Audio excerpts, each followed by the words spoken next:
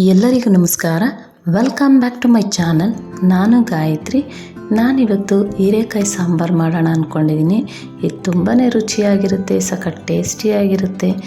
ಈ ಸಾಂಬಾರನ್ನ ನೀವು ಇಡ್ಲಿ, ದೋಸೆ, ಅನ್ನಕ್ಕೆ ಹಾಕ್ಕೊಂಡು ತಿಂದರೆ ತುಂಬಾ ಚೆನ್ನಾಗಿರುತ್ತೆ.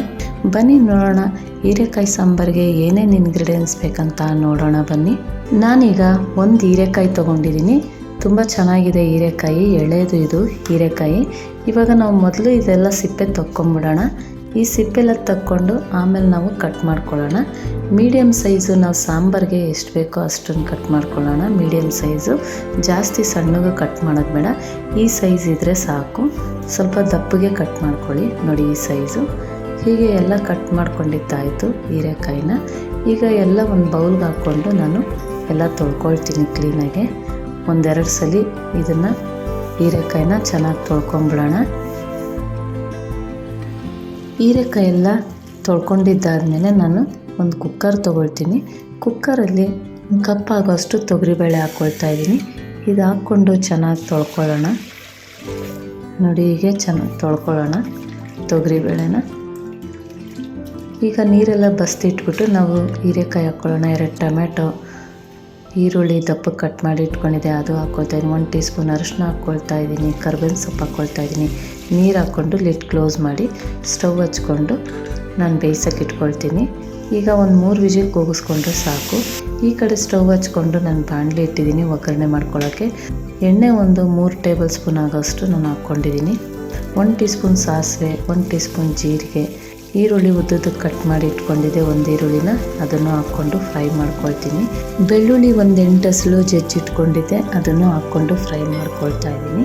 1 ಟೀ ಸ್ಪೂನ್ ಅರಿಶಿನ ಹಾಕ್ಕೊಂಡು ಫ್ರೈ ಮಾಡ್ಕೊಳ್ತೀನಿ. ಈಗ ಚೆನ್ನಾಗಿ ಫ್ರೈ ಆಗಿದೆ. ಈಗ 2 ಬ್ಯಾಡಗಿ ಮೆಣಸಿನ್ಕಾಯಿನ ಕಟ್ ಮಾಡಿ ಹಾಕ್ಕೊಳ್ತಾ ಇದ್ದೀನಿ. ನಿಮಗೆ ಖಾರ ಎಷ್ಟು ಬೇಕೋ ಅಷ್ಟು ನೋಡ್ಕೊಂಡು ಹಾಕ್ಕೊಳ್ಳಿ ಫ್ರೆಂಡ್ಸ್.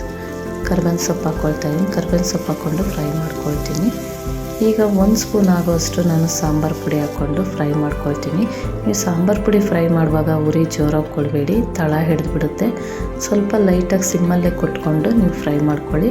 1 ಸ್ಪೂನು ಖಾರದ ಪುಡಿ ಹಾಕ್ಕೊಳ್ತಾ ಇದ್ದೀನಿ. ಖಾರ ಸ್ವಲ್ಪ ಕಡಿಮೆ ಇತ್ತು, ಅದಕ್ಕೋಸ್ಕರ ಹಾಕ್ಕೊಳ್ತಾ ಇದ್ದೀನಿ.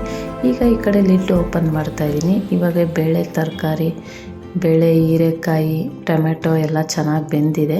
ಇವಾಗ ನೀರನ್ನ ಸ್ವಲ್ಪ ಬಸ್ಬಿಟ್ಟು ಇದರಲ್ಲೇ ಸ್ಮ್ಯಾಶ್ ಮಾಡ್ಕೊಳ್ತೀನಿ ಚೆನ್ನಾಗಿ. ಈ ಥರ ಚೆನ್ನಾಗಿ ತಿರ್ಗಿಸ್ಕೊಂಡಿದ್ದಾದಮೇಲೆ ನಾವು ಒಗ್ಗರಣೆ ಮಾಡಿ ಇಟ್ಕೊಂಡಿದ್ವಲ್ಲ, ಆ ಒಗ್ಗರಣೆನ ಇದಕ್ಕೆ ಹಾಕ್ಕೊಳ್ತೀನಿ. ನಿಮ್ಗೆ ನೀರು ಎಷ್ಟು ಬೇಕೋ ಅಷ್ಟು ನೋಡ್ಕೊಂಡು ಹಾಕ್ಕೊಳ್ಳಿ. ನಿಮಗೆ ಗಟ್ಟಿಗಿರಬೇಕಂದ್ರೆ ಸ್ವಲ್ಪ ನೀರು ಹಾಕ್ಕೊಳ್ಳಿ. ಹುಣ್ಸೆಹಣ್ಣು ರಸ ಹಾಕ್ಕೊಳ್ತಾ ಇದ್ದೀನಿ. ಹುಣ್ಸೆಹಣ್ಣು ರಸ ನಿಮಗೆ ಬೇಕಿದ್ದರೆ ಹಾಕ್ಕೊಳ್ಳಿ, ಇಲ್ಲಾಂದರೆ ಸ್ಕಿಪ್ ಮಾಡ್ಕೊಳ್ಳಿ. ಹುಣ್ಸೆಹಣ್ಣು ರಸ ಹಾಕಿದ್ರೂ ಚೆನ್ನಾಗಿರುತ್ತೆ ಸಾಂಬಾರು. ಹುಣ್ಸೆಹಣ್ಣು ರಸ ಮತ್ತು ಟೊಮೆಟೊ 2 ಸೇರಿ ಹಾಕಿದ್ರೆ ಚೆನ್ನಾಗಿರುತ್ತೆ. ನೋಡಿ ಇವಾಗ ಸಾರೆಲ್ಲ ಕುದೀತಾ ಇದೆ. ಚೆನ್ನಾಗಿ ಕುದಿಬೇಕು ಸಾಂಬಾರು, ಆವಾಗಲೇ ಟೇಸ್ಟು ಚೆನ್ನಾಗಿರೋದು ಸಾಂಬಾರು. ತುಂಬಾ ರುಚಿಯಾಗಿರುತ್ತೆ ಫ್ರೆಂಡ್ಸ್. ನೀವು ಈ ರೀತಿ ಟ್ರೈ ಮಾಡಿ. ರುಚಿಗೆ ತಕ್ಕಷ್ಟು ಉಪ್ಪು ಹಾಕ್ಕೊಳ್ತಾ ಇದ್ದೀನಿ. ಲಾಸ್ಟಲ್ಲಿ ಸ್ವಲ್ಪ ಕೊತ್ತಂಬರಿ ಸೊಪ್ಪು ಹಾಕ್ಕೊಳ್ತಾ ಇದ್ದೀನಿ. ಈಗ ಸಾಂಬಾರು ರೆಡಿಯಾಗಿದೆ. ಈ ಸಾಂಬಾರು ನೀವು ದೋಸೆಗೆ, ಇಡ್ಲಿಗೆ, ಅನ್ನಕ್ಕೆ ಎಲ್ಲ ಹಾಕ್ಕೊಂಡು ತಿನ್ಬೋದು. ಅಷ್ಟು ಚೆನ್ನಾಗಿರುತ್ತೆ, ರುಚಿಯಾಗಿರುತ್ತೆ. ನೀವು ಟ್ರೈ ಮಾಡಿ ಫ್ರೆಂಡ್ಸ್. ನಾನು ಹೇಗೆ ಮಾಡಿದ್ದೀನಿ ಅಂತ ಕಮೆಂಟ್ ಹಾಕಿ ಹೇಳಿ.